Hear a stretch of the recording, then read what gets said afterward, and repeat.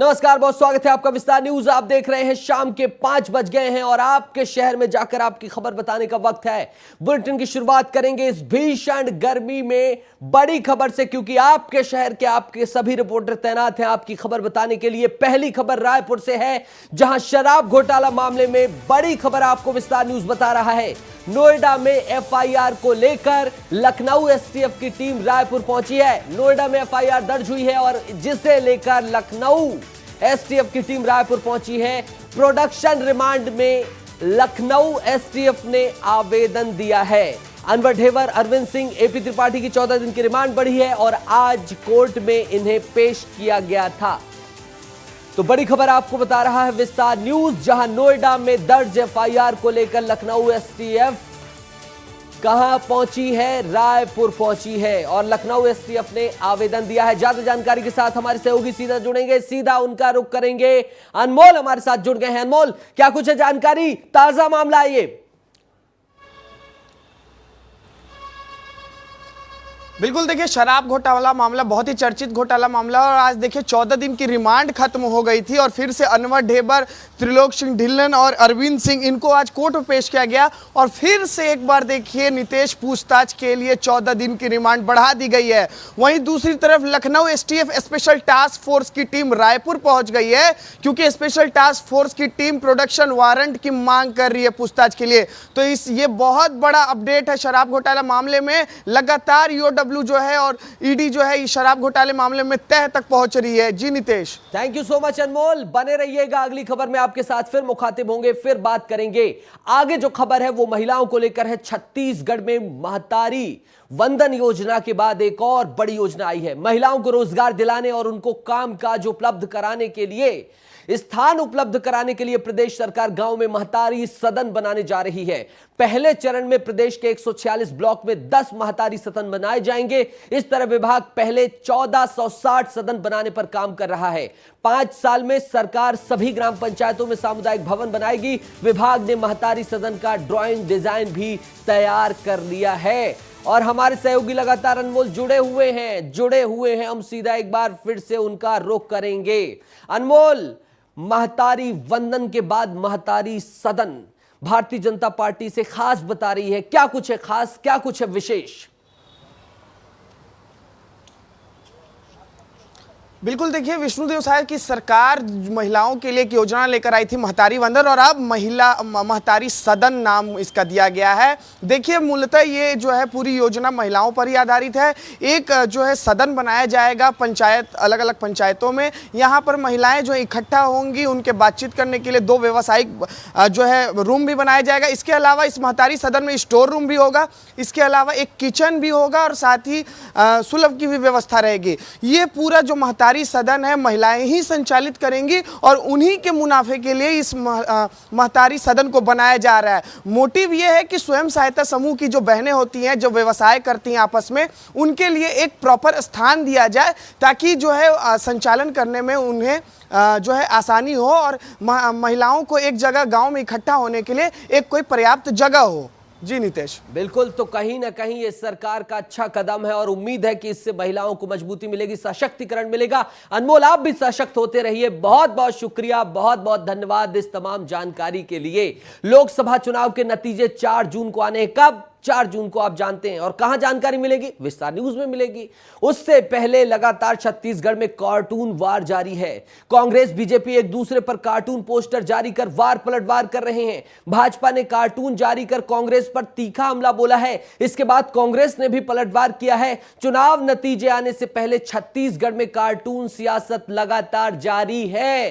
सुशील आनंद शुक्ला प्रदेश संचार प्रमुख और लक्ष्मी वर्मा प्रदेश उपाध्यक्ष भाजपा के बीच वार पलटवार हुआ है। वो सुन लीजिए, फिर अपने स्टेट ब्यूरो मृगेंद्र पांडे का सीधा रुख करेंगे। भारतीय जनता पार्टी मुद्दा विहीन हो चुकी है। पिछले 5.5 महीने में तो इनकी राज्य की सरकार ने कुछ काम किया नहीं है। नरेंद्र मोदी जी के खिलाफ में जनता ने मतदान कर दिया है। अब बैठी हुई भारतीय जनता पार्टी क्या करेगी? टाइम पास में कार्टून जारी कर रहे हैं। अरे इनमें जरा भी नैतिकता बची होती और इनकी आंखों में पानी होता तो नारायणपुर में, बीजापुर में मासूम बच्चियों के साथ छेड़खानी हुई, दुराचार की घटना हुई, अभी भी जो आरोपी है नारायणपुर का, और मुख्यमंत्री के साथ में उसकी फ़ोटो आती है जिंदाबाद करते हुए, नारे लगते हैं। आज ही हमने ट्वीट किया है। ये भारतीय जनता पार्टी की असलियत है।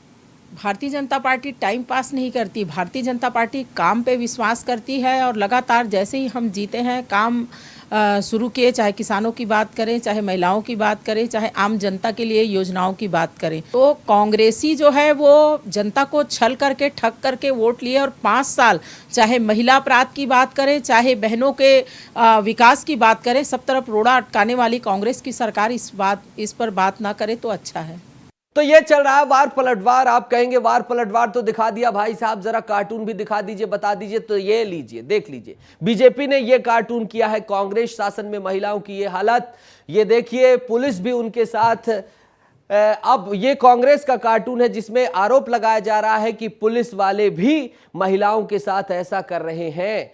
तमाम चीजें हैं, नहीं माफ कीजिएगा, उल्टा है। यहां पर महिलाओं के साथ दुराचार कर रहे थे, और कांग्रेस के शासनकाल में जो अत्याचार हो रहा था उसका जवाब इस समय भारतीय जनता पार्टी की सरकार में पुलिस इस तरह से उल्टा बदमाशों को लटका कर दे रही है। मृगेंद्र हमारे सहयोगी जुड़ गए, सीधा उनका रुख करेंगे। 4 तारीख की बात करूंगा, दिसंबर की। मृगेंद्र जी, एनसीआरबी के डेटा आए थे और एनसीआरबी के डेटा में छत्तीसगढ़ की स्थिति बड़ी दयनीय बताई गई थी। राजस्थान की सरकार बदल गई, सियासत होती है, लेकिन महिलाओं की स्थिति जस की तस है, बल्कि अत्याचार दुराचार बढ़ता ही जा रहा है।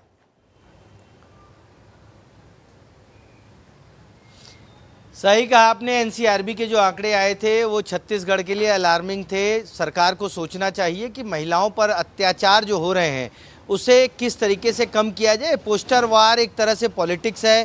कांग्रेस और बीजेपी अपनी बात कह रही है, लेकिन सरकार को, क्योंकि सरकार का नैतिक दायित्व भी होता है कि महिलाओं पे जो अत्याचार हो रहे हैं उसे कम करें। भाजपा इसी अत्याचार के खिलाफ, इस अत्याचार को चुनाव में भी मुद्दा बनाई थी, और अब प्रदेश में भाजपा की सरकार है। ऐसे में लोगों को उम्मीद है कि महिलाओं पर अत्याचार कम होंगे और भाजपा सरकार एक नजीर पेश करेगी। जी, एक चीज और मृगेंद्र जी, जब वो रिपोर्ट आई थी, एनसीआरबी के डेटा आए थे, उसमें भारतीय जनता पार्टी की कंपैरेटिवली जो शासन जहां जहां जैसे कि उत्तर प्रदेश या तमाम जगहों पर है वहां पर सही था, बशर्ते कि कांग्रेस के शासनकाल में। तो अब चुनाव जीतकर भारतीय जनता पार्टी आ गई है। उम्मीद है कि ये जो अत्याचार अपराध की एनसीआरबी की अगली रिपोर्ट आएगी उसमें कुछ साफ स्वच्छ आंकड़े देखने को मिलेंगे। देखिए, भाजपा का लगातार ये दावा रहा है कि डबल इंजन की सरकार प्रदेश के विकास में और देश के विकास में सहायक है। प्रदेश में पिछले 5 साल कांग्रेस की सरकार थी और उस समय महिलाओं पे अत्याचार के जो आंकड़े बढ़े हैं उसके पीछे तर्क ये दिया जाता है कि एफआईआर दर्ज होने लगी, पहले एफआईआर दर्ज नहीं होती थी। हालांकि ये तर्क मानना बहुत न्यायसंगत नहीं होगा, लेकिन अब प्रदेश में भाजपा की सरकार है तो ये उम्मीद की जा रही है, लोगों को एक आस है कि इस तरीके के अत्याचार और इस तरीके के मामले जो है कम होंगे। जी, और उप मुख्यमंत्री खुद गृह मंत्री का पदभार संभाले हुए, तो उम्मीद है कि अपराधों में लगाम लगेगी। हमारे स्टेट ब्यूरो मृगेंद्र जी जुड़े हुए थे, तमाम जानकारी साझा कर दी। बहुत बहुत शुक्रिया मृगेंद्र जी जुड़ने के लिए और तमाम जानकारी साझा करने के लिए। आगे बढ़ेंगे, मुख्यमंत्री विष्णुदेव साय के तूफानी प्रचार प्रसार की बात करेंगे। क्यों? क्योंकि यह चेहरा छत्तीसगढ़ के साथ ही मध्य प्रदेश, ओडिशा और झारखंड में भी छाया रहा है। सीएम साय ने 3 राज्यों के आदिवासी बाहुल्य क्षेत्रों में चुनावी सभा और रोड शो किया, पार्टी के पक्ष में माहौल बनाया। सीएम साय ने न सिर्फ छत्तीसगढ़ की 11 लोकसभा सीटों पर धुआंधार प्रचार किया, बल्कि छत्तीसगढ़ के बाहर मध्य प्रदेश, ओडिशा, झारखंड में भी जमकर इन्होंने प्रचार किया। एक के बाद एक 30 से ज्यादा आम सभाएं, रोड शो की कमान इन्होंने संभाली। यही नहीं, लोकसभा अंतिम चरण के चुनाव से पहले भी सीएम ने झारखंड में 3 सभाओं को किया। कब? आज। मुख्यमंत्री विष्णुदेव साय ने लोकसभा चुनाव के लिए अपनी पूरी ताकत लगाई है और यही आत्मविश्वास है कि खुद उन्होंने कहा है कि हम 11 की 11 सीटें जीतेंगे। देख लीजिए उन्होंने क्या कुछ दावा किया है, फिर उसके बाद सहयोगी का रुख करेंगे। वही हम लोगों को बोल रहे हैं कि भाई कैसे मजबूत प्रधानमंत्री मिले हैं। पहले बात बात में पाकिस्तान गिदड़ भप्पी दिखाता था भारत को, लेकिन मोदी जी जैसे स्ट्रॉन्ग प्रधानमंत्री मिले हैं तो 2 ही बार के एयर स्ट्राइक और सर्जिकल स्ट्राइक के बाद उसको अपना औकात पता चल गया है। तो मजबूत मतलब सरकार और मजबूत प्रधानमंत्री बनाने से फायदा होता है, हम जनता को बता रहे हैं। तो ऐसी और कहा जाता है कि भारतीय जनता पार्टी हमेशा चुनावी मोड में रहती है। अनमोल जुड़ गए मेरे सहयोगी, सीधा उनका रुख करूंगा। अनमोल, जब मुख्यमंत्री बनाया गया था तब सभी हतप्रभ थे, लेकिन अब समझ में आ रहा है इस प्रचार को देखकर, धुआंधार प्रचार को देखकर। देखिए नीतीश, जो विष्णुदेव साय हैं वो बहुत बड़े आदिवासी नेता इस वक्त बन चुके हैं। यही वजह है कि झारखंड हो, उड़ीसा हो, चाहे मध्य प्रदेश हो, इन तीनों राज्यों में इन्होंने तूफानी दौरा किया है। और आप समझिए कि कल सीएम विष्णुदेव साय देवघर गए हुए थे। देवघर, साहिबगंज, दुमका, जो कि झारखंड का सीमावर्ती इलाका है जहां से बंगाल और बिहार सटता है, वहां जाकर सीएम विष्णुदेव साय भाजपा के पक्ष में चुनाव प्रचार कर रहे थे। तो आप इससे जो है सीएम विष्णुदेव साय का कद का अंदाजा लगाइए कि अभी इस वक्त फिलहाल भाजपा में उनका कद कितना बढ़ चुका है। उड़ीसा में उन्होंने बहुत ज्यादा सभाएं की, झारखंड और उड़ीसा मिलाकर लगभग 30 से ज्यादा उन्होंने सभाएं की। आदिवासी बाहुल्य क्षेत्र में गए। इसी तरीके से मध्य प्रदेश में भी वो लगातार चुनावी प्रचार करते रहे, भाजपा के पक्ष में माहौल बनाते रहे। और सबसे खास बात नीतीश कि वो जहां भी गए छत्तीसगढ़ मॉडल को लेकर गए। छत्तीसगढ़ के बारे में उन्होंने बताया कि किस तरीके से छत्तीसगढ़ सरकार जो है गरीबों, किसानों और मजदूरों के लिए योजना चला रही है। एक चीज और जो लगातार सियासत हो रही थी, विपक्षी दल कह रहे थे कि चुनाव के बाद सीएम भी बदल जाएगा। तो ये धुआंधार प्रचार तो है, अगर परफॉर्मेंस निकल कर आ गई तो एक बड़े समय के लिए, बड़े अवधि के लिए सीएम की कुर्सी पर काबिज होने के भी संकेत हो जाएंगे सीएम विष्णुदेव साय के। बिल्कुल, निसंदेह इन तमाम जो अटकलें थी इस पर सीएम विष्णुदेव साय जो हैं, जो भी लोग सोच रहे थे ऐसा कुछ नहीं होने वाला है। क्योंकि आपने जैसा बताया कि जिस तरीके से इनका दौरा हुआ है, जिस तरीके से इनको प्रदेश में कमान सौंपी गई है, तवज्जो दिया गया है राजनीतिक लिहाज से, तो इस तरीके का कुछ नहीं होने वाला है। नेतृत्व अच्छा चल रहा है, लगातार बड़े फैसले लिए जा रहे हैं। और खासकर छत्तीसगढ़ की अगर बात करें तो नक्सल मोर्चे पर जिस तरीके से सरकार को सफलता मिल रही है, वो विष्णुदेव साय की एक छवि को एक बहुत ही उम्दा दिखा रहा है और राष्ट्रीय स्तर तक जो है। और आपकी भी छवि उम्दा दिख रही है। 44 डिग्री के तापमान पर खड़े होकर आप जनता जनार्दन को खबरें बता रहे हैं। बहुत बहुत शुक्रिया जुड़ने के लिए, तमाम जानकारी साझा करने के लिए। चलेंगे उत्तर प्रदेश के देवरिया, जहां CM Vishnudev Sai road show कर रहे हैं, क्योंकि आज शाम अंतिम चरण के प्रचार प्रसार में विराम लग जाएगा, चुनावी रथ थम जाएगा।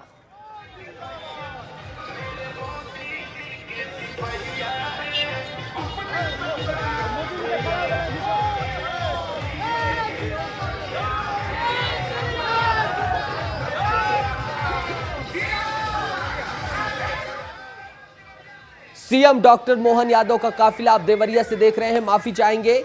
और सीएम डॉक्टर मोहन यादव देवरिया पहुंचे हैं क्योंकि यादव बाहुल्य क्षेत्र है। बिहार हो, फिर साउथ इंडिया हो, चाहे तेलंगाना की बात की जाए, चाहे उत्तर भारत की बात की जाए, हरियाणा की बात की जाए, दिल्ली की बात की जाए, तमाम जगहों पर सीएम डॉक्टर मोहन यादव को भारतीय जनता पार्टी ने भेजा। बड़ा चेहरा बनकर सीएम डॉक्टर मोहन यादव भी उभर चुके हैं भारतीय जनता पार्टी में, पूरे देश में प्रचार कर रहे हैं। और यूपी के देवरिया में आज शाम को चुनावी रथ थम जाएगा। चुनावी रथ थमते ही फिर डोर टू डोर ही प्रचार कर पाएंगे प्रत्याशी और जो जनप्रतिनिधि हैं। उससे पहले भारतीय जनता पार्टी का यह मेगा रथ देवरिया पहुंच गया है। सीएम डॉक्टर मोहन यादव का मेगा रथ देवरिया पहुंच गया है और आप ये तस्वीरें देख रहे हैं सीधा विस्तार न्यूज में।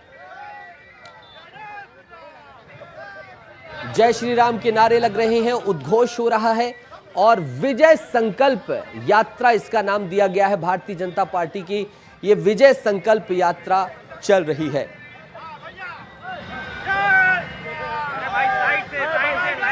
साइड आ जाइए, साइड आप लोग आ जाइए, साइड आइए, साइड में हो जाइए, साइड में तो। शशांक मणि त्रिपाठी के समर्थन में रोड शो करते हुए नजर आ रहे हैं सीएम डॉक्टर मोहन यादव। और दिलचस्प है यहाँ की लड़ाई, दिलचस्प है यहाँ की लड़ाई, देवरिया की लड़ाई। और इसीलिए देवरिया की लड़ाई में पहुंच गए CM doctor Mohan Yadav Bharatiya Janata party को मजबूती देने के लिए। तो ये तस्वीरें आप देख रहे हैं सीधा। और भी हम चीजें, विस्तार न्यूज आपको विस्तार से जानकारी देता है, इसीलिए हम आपको और विस्तार से जानकारी देंगे और तमाम चीजें बताएंगे। देवरिया की जंग आप देखते रहिए। इसमें देखिए तमाम जो काफिला है, चारों तरफ भारतीय जनता पार्टी के समर्थक नजर आ रहे हैं, भारतीय जनता पार्टी के कार्यकर्ता उत्साहित नजर आ रहे हैं। और देवरिया की लड़ाई में सीएम डॉक्टर मोहन यादव पहुंच चुके हैं।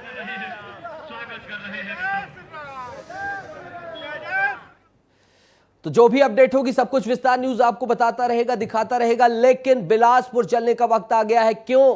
क्योंकि यहां के 66 यात्रियों का सामान 3 दिन के बाद भी बिलासपुर नहीं पहुंचा है। भाई जाना तो पड़ेगा ना। इसका कारण क्या है? बिलासा देवी एयरपोर्ट में रोजाना यात्रियों और हवाई सेवा के अधिकारियों के बीच विवाद जैसी स्थिति हो गई है। ऐसा पहली बार हो रहा है जब यात्री अपने सामान के लिए एयरपोर्ट पर भटक रहे हैं। कुछ लोग ऐसे भी हैं जिन्हें वापस दिल्ली जाना है, उनकी टिकट है लेकिन उनका सामान अभी दिल्ली से ही नहीं आया है। वे यहां होटल में ठहर कर अपने सामान आने का इंतजार कर रहे हैं और जितने का बैग था उससे ज्यादा तो उनका किराया लग जा रहा है। परेशान यात्री लगातार पूछ रहे हैं कि उन्हें सामान कब मिलेगा, कब आएगा और कब आएगा। यह बताने के लिए विस्तार न्यूज आपको तमाम जानकारी साझा करेगा। आशीष हमारे सहयोगी सीधा जुड़ रहे हैं ब्यूरो बिलासपुर। आशीष जी, कब आएगा सामान या आपकी खबर के बाद आ गया है सामान? नहीं नितेश, फिलहाल तो जो यात्री हैं वो अभी भी अपने सामान का इंतज़ार कर रहे हैं। मंगलवार से बिलासपुर आए हुए हैं, दिल्ली से उड़कर फ्लाइट से यहाँ पहुँचे हैं और उनका सामान, उनका लगेज अभी भी यह कहकर कि गर्मी है, हीट वेव होगा और फ्लाइटें जो है चल नहीं रही है। पिछले 2 दिन से जो हमारे साथ यात्री जुड़े, एक अंशुमन नाम से के व्यक्ति से हमने जैसे बात की, उन्होंने बताया कि वे एक इंजीनियर हैं, यहाँ किसी एक बड़ी संस्था में इंजीनियरिंग का काम करने आए हैं। उनका सारा सामान फ्लाइट में है, 2 दिन से वो अपना काम शुरू नहीं कर पा रहे हैं। इसके अलावा एक ऐसे व्यक्ति से भी बात किया जिनके परिजन आ चुके हैं, सामान नहीं आया है। तो कुल मिलाकर के वो एक ही कपड़े पहन रहे हैं जो उनके पास में है। तो ऐसी और ये अधिकारी क्या कह रहे हैं? आशीष, ये अधिकारी क्या कह रहे हैं एयरपोर्ट अथॉरिटी के? वे अधिकृत रूप से कुछ भी बोल नहीं पा रहे हैं। एयर इंडिया कंपनी है, उनके अधिकारी तो दिल्ली में ही बैठते हैं। यहाँ तक जो एक वॉल्यूम आ रहा है और यहाँ के जो अधिकारी बाहर जो बात कह रहे हैं कि जब तक नई फ्लाइट नहीं चलेगी दिल्ली से बिलासपुर के लिए उनका सामान नहीं आएगा। और वे भी वही भीषण गर्मी का राग अलापते हैं कि हीट वेव के कारण जो है यात्रियों का सामान जो है ज़्यादा ओवरलोड नहीं कर सकते फ्लाइट में, और इसी कारण वो 66 यात्री आज भी भटक रहे हैं बिलासपुर आकर के। बात अब करेंगे अंबिकापुर की। अंबिकापुर में केंद्रीय जेल प्रशासन की बड़ी लापरवाही उजागर हुई है, जहां तबीयत बिगड़ने पर इलाज के लिए मेडिकल कॉलेज अस्पताल ले जाते वक्त हत्या के मामले में विचाराधीन बंदी एम्बुलेंस से कूदकर फरार हो गया। सोचिए, बीमार था ये, एम्बुलेंस से कूदकर फरार हो गया। बंदी के फरार हो जाने से जेल और पुलिस विभाग में हड़कंप मचा है। फरार बंदी का नाम संजीव दास है, अंबिकापुर के पास चिखला डीह का रहने वाला है ये। हैरानी की बात यह है कि दोनों प्रहरी एम्बुलेंस में बढ़िया आगे बैठे थे आराम से, और बंदी को पीछे इन्होंने रख दिया था। अब सवाल उठ रहा है कि बंदी की तबीयत इतनी खराब थी तो चलती एम्बुलेंस से कैसे कूद गया भाई? और वहीं अगर जेल प्रहरियों को दौड़ने की बात आई थी, पकड़ने की बात आई थी, तो क्यों नहीं दौड़ के पकड़ पाए भाई? मामले में 2 जेल प्रहरियों को निलंबित कर दिया गया है। और अब ज्यादा बातचीत करेंगे हम अपने सहयोगी के साथ, सीधा उनका रुख करेंगे। रवि मिरी हमारे सहयोगी जुड़ गए हैं। रवि भाई, अगर बंदी बीमार था तो भाग कैसे गया, और जेल प्रहरी आगे क्या कर रहे थे? और अगर वो भाग रहा था तो ये पकड़ नहीं पा रहे थे। तो कुल मिलाकर उनके स्वास्थ्य को लेकर भी, फिटनेस को लेकर भी, लापरवाही को लेकर और बंदी को जो इलाज के लिए भेजा जाता है, सब पर सवाल खड़ा हो गया है। एक विचाराधीन कैदी को भगाने का आरोप लगा है जेल प्रहरियों पर, क्योंकि एक बहुत बड़ी लापरवाही सामने आई है। अगर उसकी तबीयत ख़राब थी, उसको मेडिकल कॉलेज में एडमिट कराया जाना था, और जो 2 जेल प्रहरी थे वो सामने के सीट पर बैठे थे और पीछे अकेला बैठा था प्रहरी, और उसके बाद जब वो कूद के वहाँ से भागता है तो ये दौड़ाकर उसको पकड़ भी नहीं पाते हैं। तो पूरा एक एकदम क्लियर कट ये समझ में आ रहा है कि उसको भगाने की पूरी कोशिश की गई है। जेल प्रहरी और जो कैदी है उसके बीच में कुछ साठ-गांठ रहा होगा, कुछ ऐसा मामला रहा होगा जिसके कारण से उसको भगाया गया है। और इस मामले में जेल प्रहरियों को निलंबित कर दिया गया है। एक बड़ी अपडेट ये है, लेकिन कैदी फरार है, उसको फिर से ढूंढने की कोशिश की जा रही है। पुलिस प्रशासन की तरफ से इसको लेकर बढ़िया एक्शन लेने की बात कही जा रही है, और जल्द उस कैदी को भी अब पकड़ लिया जाएगा। लेकिन जो लापरवाही सामने आई है वो तो स्पष्ट है, और दोनों जेल प्रहरियों को इस पर निलंबित कर दिया गया है। नितेश, हत्या के मामले में विचाराधीन कैदी था, इसलिए विस्तार न्यूज प्रमुखता से अंबिकापुर की आवाज उठाता रहेगा और प्रशासन से सवाल पूछता रहेगा। शुक्रिया रवि। इस गर्मी में इस खबर को बताने के लिए और सिस्टम की लापरवाही को उजागर करने के लिए बहुत बहुत शुक्रिया। कवर्धा चलेंगे, जहां कवर्धा में उत्खनन माफिया बेखौफ हो चुके हैं। ग्रामीण अंचलों में धड़ल्ले से उत्खनन का काम कर रहे, देख लीजिए, धरती मां को छलनी करते हुए नजर आ रहे हैं।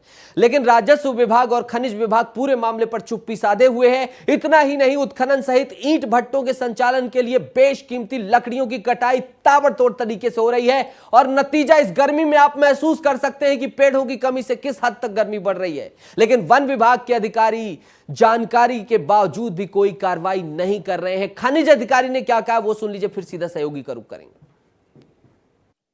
जिले में अवैध उत्खनन पे हमारे द्वारा सतत रूप से कार्रवाई पहले से भी की जा रही है और आने वाले दिनों में भी की जाएगी। जहां जहां सूचना मिलती है हम लोग तत्काल उसमें टीम भेज के कार्रवाई करते हैं। अधिकारी साहब कह रहे हैं, दिलीप जी मेरे सहयोगी जुड़ रहे हैं, सीधा उनका रुख करूंगा। अगर अधिकारी कार्रवाई कर रहे हैं दिलीप जी, तो ये धरती माता छलनी हो रही है, गर्मी बढ़ रही है और लकड़ियां भी काटी जा रही हैं, पेड़ काटे जा रहे हैं, तो कहां कार्रवाई हो रही है? देखिए, कागजों में कार्रवाई हो रही है और किसी के सूचना पर कार्रवाई हो रही है, लेकिन जहां पे जो मेन मुद्दे होते हैं, जो नियम कानून की धज्जियां उड़ाते हैं, उस पे कार्रवाई नहीं हो रही है। ऐसे कई मामले हैं रितेश, जो इलीगल तौर पे पूरे खदान चलते हैं। कई जगह मुरुम खदान होती है, जो क्षमता से ज्यादा खोद दिए जाते हैं भर्ती माह को, लेकिन उस समय का अधिकारियों के कान पे जू नहीं रेखता। लेकिन जब कोई शिकायत करने आता है तो मैं देखता हूं, मैं जांच करता हूं कि बात कहते हैं, लेकिन उसके बाद फिर भूल जाया जाता है। कुछ ऐसा ही मामला कवर्धा में हो रहा है। कवर्धा में लगातार अवैध उत्खनन की बात समझ निकल के सामने आ रही है। लगातार अवैध उत्खनन हो रहा है, लेकिन 60 घाट सिर्फ एक रॉयल्टी पे अटक जाता है। रॉयल्टी नहीं देने पर के लेकर जो अधिकारी और जो खनन माफिया है उन पे भी 60 घाट होता है। और यही वजह है कि दिन में चोरी कोई पकड़ ना ले, इसलिए रात में भी उत्खनन जारी रहता है। इस पर अधिकारी की कहीं ना कहीं साठ गांठ है। इस वजह से जो खनन माफिया है बेधड़क धरती मां की छलनी कर रहे हैं और लगातार उत्खनन कर रहे हैं। लेकिन उच्च अधिकारियों तक ये बात आप बहादुरी के साथ पहुंचाएंगे और देखना होगा कि इसमें क्या कार्रवाई होती है। विस्तार न्यूज आपके जैसे सहयोगियों के माध्यम से इसी तरह बहादुरी से खड़ा रहेगा। यही है विस्तार न्यूज, यही है विस्तार न्यूज की खबर। बहुत बहुत शुक्रिया दिलीप, जुड़ने के लिए, तमाम जानकारी साझा करने के लिए। अब जो तस्वीर हम आपको दिखाएंगे वो देखकर आप सोचने के लिए मजबूर हो जाएंगे कि 75 साल बाद ऐसा क्यों। सरकार लोगों को मूलभूत सुविधाएं देने के लिए तरह तरह की योजनाएं चला रही है, लेकिन बात ऐसे गांव की करेंगे जहां प्रशासनिक उदासीनता के चलते, प्रशासनिक अधिकारियों की उदासीनता के चलते इस गांव के रहवासी साफ पानी पीने के लिए तरस रहे हैं। कांकेर जिले से लगभग 30 किलोमीटर की दूरी पर बसा यह गांव भैंस गांव है, जिसका आश्रित गांव मौलीपारा है। यहां लगभग 11 घर है, कुल 85 आदिवासी भाई बहन रहते हैं। बच्चे बूढ़े जवान सभी शामिल हैं और देख लीजिए कहां से पानी पी रहे हैं। आपकी आंखों से आंसू निकल आएंगे इन दृश्यों को देखकर। देखिए कहां से पानी पी रहे हैं, झिरिया से। देखना पड़ेगा आपको, क्योंकि ये तस्वीरें आज भी ऐसी बाहर निकल कर आती हैं। हम एक्वागार्ड के आरओ, कैंट के आरओ का पानी पीते हैं, लेकिन उन अधिकारियों के घर में भी पानी जाता होगा। लेकिन देख लीजिए इन आदिवासियों को किस तरह से झिरिया से पानी पीना पड़ रहा है। बच्चे बूढ़े जवान सभी शामिल हैं। प्रशासन के इन लोगों के लिए बोर की व्यवस्था भी की थी, ये भी सुन लीजिए। लेकिन बोर में क्या निकलता है? लोहे का युक्त पानी, लाल पानी। सोचिए अगर वो लाल पानी पी लेंगे तो उनकी और दुर्गति हो जाएगी। लेकिन भले ही ये दूरस्थ रहते हैं, लेकिन इतना तो जानते हैं कि ये हमारी जान के लिए जोखिम है। ये पानी पी लेंगे लेकिन वो लोहे का युक्त पानी नहीं पिएंगे। गांव के लोग मदद के गुहार लगाए हैं और आशाराम नेताम कांकेर विधायक ने आश्वासन दिया है। क्या कुछ कहा है जरा वो सुन लीजिए, फिर अपने सहयोगी से बात करेंगे। सुबह से ये लोग पैदल आए हैं। मड़िया जो आज मड़िया के पेज लेके अपने झोले में खाना लेके आए थे कि ये पानी की समस्या और रोड की समस्या और इनके जो मूलभूत सुविधा के लिए ये लोग पेज पकड़ के आए। एक बहुत बड़ा कष्ट वाली बात है और इनकी मैं दुख दर्द को सुना और तुरंत ही पीएचई विभाग के अधिकारी को लगाया। अधिकारी ने 2 दिन में करवाने का आश्वासन दिया है। तामेश्वर मेरे सहयोगी जुड़ गए हैं जो झिरिया में जाकर इनका दर्द आपको बताएंगे। तामेश्वर, 2 दिन का आश्वासन दिया था, अधिकारियों के घर में तो बड़े बड़े वाटर फिल्टर आरओ लगे हुए हैं। इनकी ये दयनीय स्थिति देखकर कुछ हुआ? जी बिल्कुल नितेश, अभी तक अधिकारी ने ये कहा है कि उन्होंने 2017 का आदेश कॉपी दिखाया है हमें। वो आदेश कॉपी दिखाते हुए ये कहा है कि ये आदेश में मुझे मीडिया से किसी प्रकार की बात करने के लिए मना किया गया है, वो भी तब जबकि कांकेर विधानसभा के विधायक ने उनको फोन कर बकायदा कहा है कि उन ग्रामीण है उनके लिए जल्दी से जल्दी शुद्ध पेयजल की व्यवस्था किया जाए। उसके बाद भी उस विभाग, उस अधिकारी का नींद अभी तक टूटा नहीं है। आज भी जो है ग्रामीण जो है वही झरिया का पानी पी रहे हैं। अभी तक जो है ग्रामीणों ने 10 झरिया खोदा है, उसमें से मात्र एक झरिया का पानी, वो भी पेड़ के नीचे जो कीड़े लगे हुए हैं, उसको ग्रामीण जो है पीने को मजबूर है। जी नितिन, लेकिन उनको जवाब देना होगा और हम जवाब पूछते रहेंगे आपके माध्यम से तामेश्वर, और उनको यह जवाब देना होगा कि जब खुद के लिए आरओ का पानी तो इनके लिए इस झिरिया का पानी क्यों। बहुत बहुत शुक्रिया जुड़ने के लिए और इस खबर को फैलाते रहिए, पहुंचाते रहिए। भीषण गर्मी के बीच छत्तीसगढ़ के मुख्यमंत्री विष्णुदेव साय ने संवेदनशीलता दिखाई है। इसके साथ ही उन्होंने जनता से आह्वान किया है, छत्तीसगढ़ की जनता से। सुनिए, विस्तार न्यूज आपको दिखा रहा है उनकी अपील। प्रिय छत्तीसगढ़ वासियों, जय जोहार, जय छत्तीसगढ़। विगत कुछ दिनों से प्रदेश में तापमान में भारी वृद्धि हुई है। झुलसाने वाली गर्म हवाओं के थपेड़े चल रहे हैं, जिसके चलते गर्मी और लू से बचाव के लिए आवश्यक सावधानी बरतें। आप सभी से मेरा आग्रह है कि सुरक्षित रहें, सतर्क रहें, अपना और अपने बच्चों का ख्याल रखें। आवश्यक कार्य होने पर ही घरों से सावधानी से निकलें। धूप में सिर और कान को कपड़े से अच्छी तरह से बांधें। पानी अधिक मात्रा में पिएं। अधिक पसीना आने की स्थिति में ORS घोल पिएं।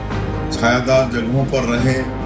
लू लगने या तबीयत खराब होने की स्थिति में तत्काल अस्पताल जाएं, क्योंकि सावधानी में ही समाधान है।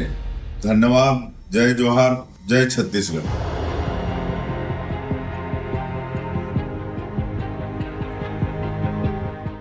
गर्मी बहुत ज्यादा है। राजधानी भोपाल में भी गर्मी के तीखे तेवर धीरे धीरे कम नजर आएंगे, ऐसी भविष्यवाणी की गई है, ऐसा मौसम विभाग का कहना है। 1 जून से तापमान में गिरावट देखने को मिलेगी। जून के महीने में लोगों को हीट वेव और गर्मी से राहत मिल सकती है। केरल में मानसून के दस्तक के बाद 15 जून को मध्य प्रदेश में भी मानसून आने की संभावना है, तो आपको झमाझम बारिश की खुशखबरी दे रहे हैं। इसी बीच मुरैना, भिंड, ग्वालियर, दतिया और निवाड़ी में लू का भी अभी रेड अलर्ट है, क्योंकि 15 तारीख दूर है, क्योंकि यहां इन जिलों में तापमान 46 डिग्री के पार है। राजधानी भोपाल में आज तापमान 44 से 45 डिग्री रहा है। सूरज हमारे सहयोगी लगातार इस मामले पर नजर बनाए हुए हैं, जरा उनकी रिपोर्ट देख लीजिए। मध्य प्रदेश में लगातार भीषण गर्मी का दौर देखा जा रहा है। तापमान में लगातार उतार चढ़ाव बना है, लेकिन लोगों को गर्मी से राहत नहीं मिल रही है। ऐसे में मौसम वैज्ञानिक हमारे साथ प्रमेंद्र कुमार जी हैं, इन्हीं समझेंगे कि आने वाले समय में मौसम कैसा रहने वाला है। सर, तापमान में थोड़ा बहुत उतार चढ़ाव तो देखने को मिल रहा है, लेकिन ज़्यादा राहत नहीं मिल रही है। राहत कब से मिलेगी और कैसा रहने वाला मौसम? अभी जो है कि मध्य प्रदेश में ड्राई वेदर है और हीट वेव की संभावना है, लेकिन आने वाले 2-3 दिन बाद कि आपको इससे टेम्परेचर से निजात मिल सकती है। तो ये ऑरेंज अलर्ट में कितने? 45-40 डिग्री रहने की है और यहाँ 44 से 45 डिग्री। राजधानी भोपाल में 44 से 45 डिग्री आज भी तापमान देखने को मिलेगा, है ना। और नेक्स्ट डे देखेंगे आप 31 तारीख को, तो यहाँ अब कम हो गया है। हीट वेव जो था वो मतलब कम हो गया है। और अभी जो है ग्वालियर, चंबल, ग्वालियर, मुरैना, भिंड और दतिया में जो है कि हीट वेव रहेगा, और ये जो है कि थोड़ा टेम्परेचर कम हो गया है। और यहाँ देखेंगे कि आप बहुत सारे भाग में जो है हीट वेव रहने की संभावना है। मानसून वगैरह आने कब तक संभावना है? मानसून जो है 24 घंटे में केरल में आने की संभावना व्यक्त की जा रही है। राजधानी भोपाल की अगर बात करें, मध्य प्रदेश की खास तौर पे बात करें, तो कब तक यहाँ पर मानसून दस्तक दे सकता है? भोपाल में जो है कि 20 तारीख के आसपास और मध्य प्रदेश में 15 से मानसून आने की संभावना व्यक्त की जा रही है 15। तो ये हमारे साथ मौसम वैज्ञानिक प्रमेंद्र कुमार जी थे, जिन्होंने बताया कि अब धीरे धीरे करके मध्य प्रदेश के तापमान में कमी देखने को मिलेगी। राजधानी भोपाल की अगर बात करें तो यहाँ पर तापमान आज जो है 44 से 45 डिग्री रहने का मौसम विभाग ने अनुमान जताया है। कैमरा पर्सन राकेश के साथ सूरज तिवारी, विस्तार न्यूज। विस्तार न्यूज ने सीधा मौसम विभाग से मौसम की खबर ले ली, और अब ताज़ी खबर बताने के लिए हमारे विशेषज्ञ जुड़ गए हैं। विवेक पांडे, सीधा उनका रुख करेंगे। विवेक, क्या है गर्मी का हालत, और इस भीषण गर्मी में मौसम वैज्ञानिक थोड़ी सी राहत की खबर बता रहे हैं, और मौसम का बता रहे हैं कि कब आएगा मानसून, क्या कुछ है जरा बता दीजिए। देखिए, मौसम वैज्ञानिक कह रहे हैं कि मानसून की दस्तक मध्य प्रदेश में 15 जून तक हो सकती है, लेकिन उससे पहले प्री मानसून जैसी स्थिति मध्य प्रदेश में बन रही है। कल ग्वालियर में बूंदाबांदी हुई, आज विंध्य के कुछ क्षेत्रों में बूंदाबांदी हुई है, यानी कि मौसम प्री मानसून की एक्टिविटी अब जो है वो देखने के लिए मिल रही है। लेकिन राजधानी में तापमान कल की तरह ही है, यानी कि 45 डिग्री ही तापमान है। हालांकि कुछ राहत जरूर मिली है, हीट वेव फिलहाल आज नहीं चली है, इससे लोगों को राहत है, लेकिन उमस भरी ह्यूमिडिटी का असर राजधानी में देखने के लिए मिल रहा है। और सबसे महत्वपूर्ण बात है कि इस पूरे नौतपे में अभी तक लगातार तापमान में वृद्धि देखने के लिए मिली है। और ये बड़े बुजुर्ग कहते हैं कि जब जब नौतपे में अच्छी गर्मी होती है, बारिश नहीं होती है, तो यानी कि उसी साल बारिश के जब मानसून आता है, मानसून में अच्छी बारिश के आसार भी देखने के लिए मिलते हैं। हालांकि ये नौतपा लोगों के लिए काफ़ी परेशानी का सबक रहा, लेकिन बारिश से उन्हें 10 से 15 जून के बाद राहत मिलना शुरू हो जाएगी। लेकिन मौसम विभाग का यह है कि 10 जून तक मध्य प्रदेश में हीट वेव का असर देखने के लिए मिलेगा और लू चलने की जो बात निकल के सामने आ रही है वो जस की तस बनी हुई है। लेकिन राजधानी में ह्यूमिडिटी के कारण लोगों को आज परेशानी हुई है। कल हीट वेव्स ने लोगों को बेहाल कर दिया था और हमने कुछ तस्वीरें भी दिखाई हैं कि गर्मी का असर पशु पक्षियों में भी दिखने के लिए मिल रहा है। बड़े तालाब के आसपास गुलजार रहने वाला इलाका, वहां पे जो चमगादड़ पेड़ों पर लटके रहते थे, उनकी गर्मी की वजह से मौत भी हो रही है, यानी कि इंसान के साथ साथ जानवर भी परेशान है। तो ऐसे में 1-2 हफ्ते के बाद थोड़ी राहत जरूर मिल जाएगी। 1-2 हफ्ते का समय है, विवेक बता रहे हैं सतर्क हो जाइए और मानसून की खुशखबरी बता रहे हैं। विवेक, बहुत बहुत शुक्रिया इतने सुंदर जगह पर खड़े होकर बताने के लिए मौसम का हाल और राजधानी भोपाल में क्या कुछ चल रहा है, सब कुछ बताने के लिए बहुत बहुत शुक्रिया। आगे बात करेंगे खर्चे की, किसके, आपके खर्चे की बात नहीं करेंगे, सरकार के खर्चे की बात करेंगे। क्यों? क्योंकि मध्य प्रदेश विधानसभा का मानसून सत्र 1 जुलाई से शुरू होने वाला है। मुख्यमंत्री डॉक्टर मोहन यादव और विधानसभा अध्यक्ष नरेंद्र सिंह तोमर के बीच चर्चा के बाद विधानसभा सचिवालय ने इस बारे में अधिसूचना जारी कर दी है। यह सत्र 19 जुलाई तक चलना प्रस्तावित है। इसमें 14 बैठकें हो सकती हैं। लोकसभा चुनाव की वजह से इस मानसून सत्र में बजट भी पेश किया जाएगा। बजट और अनुदान मांगों पर चर्चा के साथ सरकार आधा दर्जन विधेयक भी विधानसभा में मंजूरी के लिए पेश करेगी। तो खर्चा पानी होगा और जो चीजें होंगी, क्या होंगी, विधेयक होंगे और क्या कुछ होगा, ये जानने के लिए हमारे साथ जुड़ रहे हैं हमारे स्टेट ब्यूरो श्याम सिंह तोमर जी जुड़ रहे हैं। सीधा उनका रुख करेंगे क्योंकि ऐसी खबर में उनसे ज्यादा कोई और परिपक्वता से नहीं बता सकता। श्याम जी, बजट को लेकर प्रमुख चर्चा रहेगी कि क्या कुछ बजट में हो सकता है, क्या कुछ खास हो सकता है, क्या विशेष हो सकता है। विधेयकों की जो बात हुई, कौन कौन से ऐसे विधेयक हो सकते हैं, ये पहले क्रम में बातचीत करते और फिर आगे बात करेंगे, क्योंकि जीतू पटवारी ने कहा था कि इस बार सत्र में हम हंगामा करेंगे, हम अपने मुद्दे उठाएंगे। बिल्कुल आप ठीक कह रहे हैं। ये सत्र जो है कई मायनों में खास रहने वाला है। इसमें बजट पर जो है चर्चा भी होगी और जो जिन खर्चों की आप बात कर रहे हैं उनका भी निर्धारण होगा, यानी बजट पेश किया जाएगा। आम बोलचाल में हम ये कह सकते हैं। इसके साथ साथ में ये भी होगा कि कुछ नए विधेयकों पर कामकाज जो है वो चल ही रहा है, लेकिन उनको प्रस्तुत किया जा सकता है, पटल पर रखा जा सकता है, डिस्कशन के बाद पास करवाए जा सकते हैं। तो कुल जमा हंगामेदार भी ये रहने वाला है, क्योंकि बजट सत्र है, 14 बैठकें इसमें होनी है। विपक्ष जो है हमलावर रहने वाला है। विपक्ष ने तय किया है कि हमको सरकार को अब लगातार घेरना है, लेकिन बजट पेश होगा, बजट तय होगा, ये बिल्कुल तय है। और एक चीज और है श्याम जी की इस बजट में नजर रहेगी मोदी की गारंटी, क्योंकि गारंटियों की इम्प्लीमेंटेशन में आर्थिक प्रबंधन बहुत जरूरी है। तो चाहे वो लाडली बहना योजना हो, उसको बढ़ाने की भी राशि की चाहे वो बात हो, ये तमाम चीजें भी देखने को मिलेंगी। बिल्कुल आपने ठीक कहा और बड़ी बात कही कि मोदी की गारंटी, और मोदी का चेहरा पूरा चुनाव ही मोदी की गारंटियों पर रहा, मोदी के चेहरे पर रहा। और सबसे बड़ी बात यह है कि मोदी खुद संजीदा हैं कि वो जिस प्रदेश में जाके जो गारंटी दे रहे हैं, जो बात कह रहे हैं, वहाँ की सरकार उसको जो अमली जामा पहना रही है कि नहीं, और उसको जो एग्जीक्यूट कर रही है कि नहीं कर रही है, तो कहाँ तक कर रही है। लगातार जो है दिल्ली से सचिवालय से, मोदी के सचिवालय से उसकी मॉनिटरिंग हो रही है। तो ऐसे में सरकार वैसे तो लापरवाही नहीं बरतती है भाजपा की सरकार, लेकिन गाहे बगाहे प्रशासनिक लापरवाही हो भी तो उस पर भी लगातार मॉनिटरिंग बनी रहती है। बिल्कुल बिल्कुल श्याम जी, जुड़े रहिएगा हमारे साथ। आपके साथ अगली खबर पर भी बातचीत करनी है। इस खबर के लिए बहुत बहुत शुक्रिया। मध्य प्रदेश में कांग्रेस के पूर्व विधायक लक्ष्मण सिंह के एक ट्वीट को लेकर अब सियासत तेज हो गई है। बीजेपी नेता लक्ष्मण सिंह को बीजेपी में शामिल होने का ऑफर दे दिया बीजेपी ने। दरअसल पीएम मोदी लोकसभा चुनाव के आखिरी फेज की वोटिंग से पहले कन्याकुमारी में ध्यान लगाने के लिए जा रहे हैं, जिसको लेकर कांग्रेस ने पीएम मोदी पर निशाना साधा था। वहीं लक्ष्मण सिंह ने कांग्रेस के बयान को लेकर अपनी ही पार्टी पर तंज कसा है और विकृत मानसिकता करार दे दिया है। वहीं बीजेपी प्रदेश प्रभारी आशीष अग्रवाल ने लक्ष्मण सिंह को बीजेपी में आने का ऑफर दे डाला है। ऑफर सुन लीजिए, फिर सीधा बात करेंगे श्याम सिंह जी से जो हमारे साथ लगातार जुड़े हुए हैं। लक्ष्मण सिंह जी ने मोदी जी के ध्यान को लेकर जो है एक ट्वीट किया है, उस पर भी हम आपकी राय जानना चाहेंगे, उसको किस तरह से? नहीं, देखिए, कांग्रेस सदैव तुष्टीकरण की राजनीति करती रही और सनातन को नीचा दिखाती रही। पर विषय ये है कि लक्ष्मण सिंह जी का मैं स्वागत जरूर करूंगा कि उन्होंने विपक्ष की इस विकृत मानसिकता को स्वीकारा और हम सबके सामने खुले में समर्थन किया। पर वो उस विकृत मानसिकता के साथ है क्यों? वे गुड़ खाते हुए गुलगुलों का परहेज क्यों कर रहे हैं? इसलिए अगर सही में उनको विकृत मानसिकता लगती है तो जो उनकी पार्टी के 7 लाख से अधिक कार्यकर्ता और नेताओं ने इस बार लोकसभा चुनाव से पहले किया, वो कदम उनको उठाना चाहिए। उनको इस देश में राष्ट्रवादी और विकासवादी दल का ही दामन थामना चाहिए। गुड़ खा के गुलगुलों से परहेज नहीं चलेगा, कांग्रेस का स्पष्ट नीति रखनी होगी और कॉन्फिडेंट है भाजपा जीत को लेकर।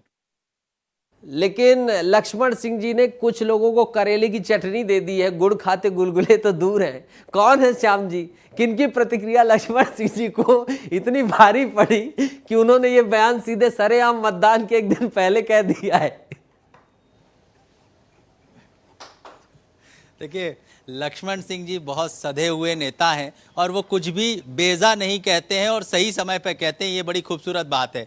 तो उन्होंने ऐसे समय पर कहा है, उन्होंने ये दिखा दिया है कि मैं अभी भी शेर हूँ और मेरे दांत हैं, मैं काट सकता हूँ पार्टी को और नेताओं को काट सकता हूँ। तो लगभग यही तस्वीर है। इस बयान के बहुत गहरे मायने हैं और उससे भी बड़े मायने ये है कि बीजेपी ने सीधे प्रस्ताव दे दिया है कि आइए साहब, आप हमारी पार्टी में आ जाइए, क्योंकि आप नैतिक रूप से तो हमारी बातों का ही समर्थन करते हैं।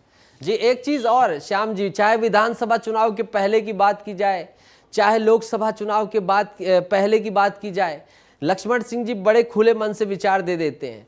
पार्टी स्तर पर भी तो दिए जा सकते हैं, तो कहीं ना कहीं पब्लिक फोरम में उनके क्या विचार देने के मायने रहते हैं?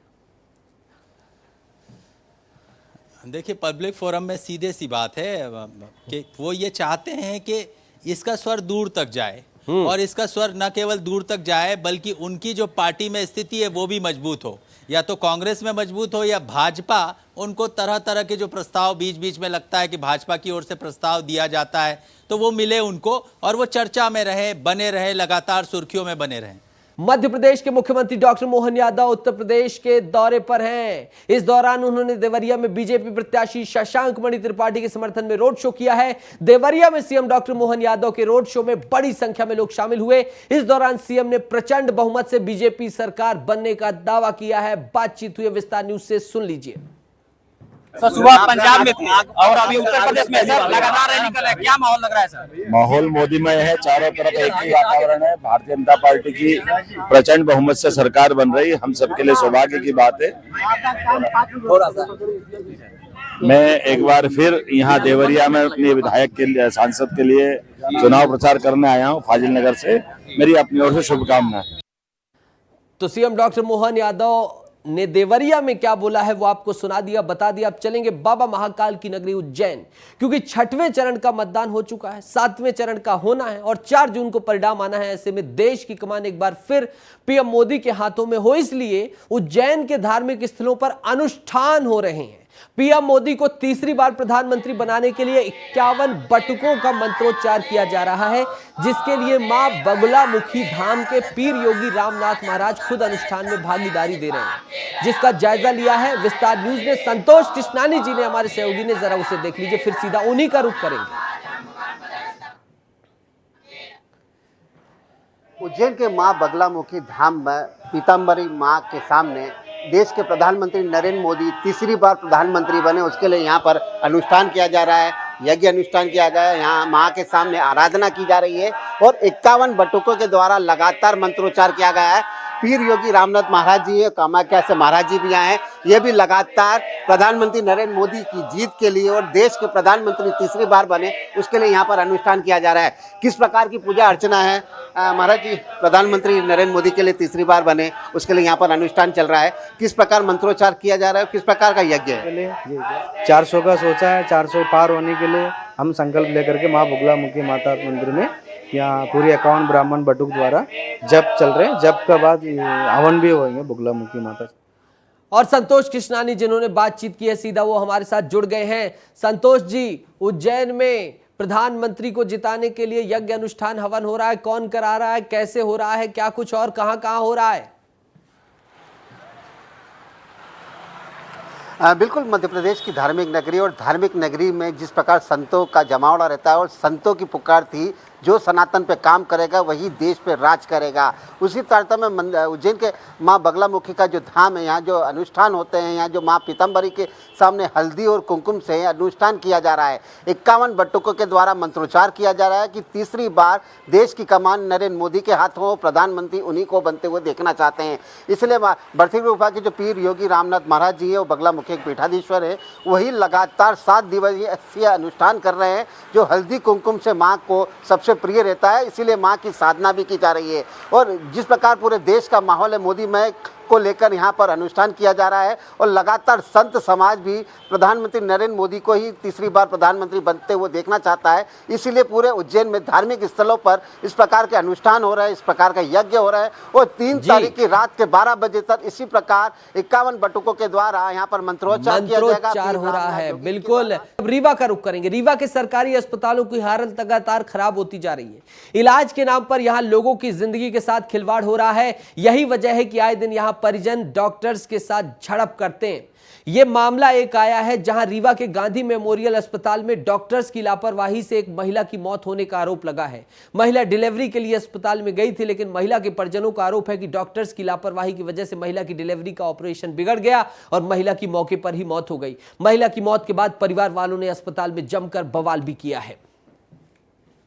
डॉक्टर की लापरवाही मैडम लोग तो कोई मतलब नहीं है, मतलब बस अब 2 दिन से एकदम बढ़िया थी, खाना पीना खा रही थी, तीसरे दिन उसका लीवर कैसे खराब हो जाएगा, अभी तक नहीं खराब हुआ। डॉक्टर बचाने के लिए होते हैं कि ये बताने के लिए होते हैं कि जिंदा है कि मर गई।